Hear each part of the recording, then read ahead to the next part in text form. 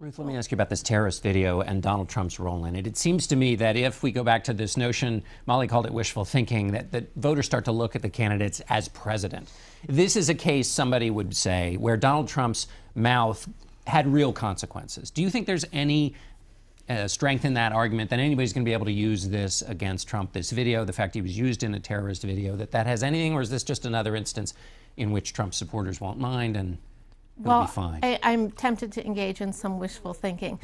The consequences of Trump's outrageous statements, which we could go on for 3 more hours, don't seem to be affecting his support among voters. Right. So it's hard for me to see that this one does. At the same time, I have been waiting to see and kind of hoping to see the electability moment happen among voters. You certainly hear that in past cycles from voters, particularly in New Hampshire, where they, Republican voters ought to be saying, it's our turn, we need the White House back, and they ought to be looking at Donald Trump and saying, he's not going to get us there. How do the candidates raise that against Trump, which you haven't heard yet, but I think you will hear in the coming weeks? It's remarkable that on January 3rd, we are looking at a primary where it's entirely plausible that Donald Trump rolls and becomes the nominee, and it's also plausible that he does not win a single state.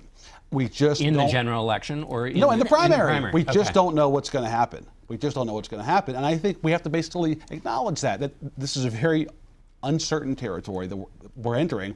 But what is striking is the degree to which nobody is even confronting the front runner. If you believe it's Trump, and Molly mentioned this, where is the money against him? He has not been touched at all. Howard Dean in 2004 was widely seen as a disaster against George W. Bush. The Democratic establishment rallied and targeted him. You do not see anything like that this time around, which makes this an entirely different kind of race. And I think that's in part because, as Molly pointed out, a lot of folks in the establishment are skeptical that his folks will actually show up. But it's also because they don't want to get in a tit-for-tat with him because they know that he hits back hard. So the end result of that is to have this guy, less than a month before Iowa, completely untouched.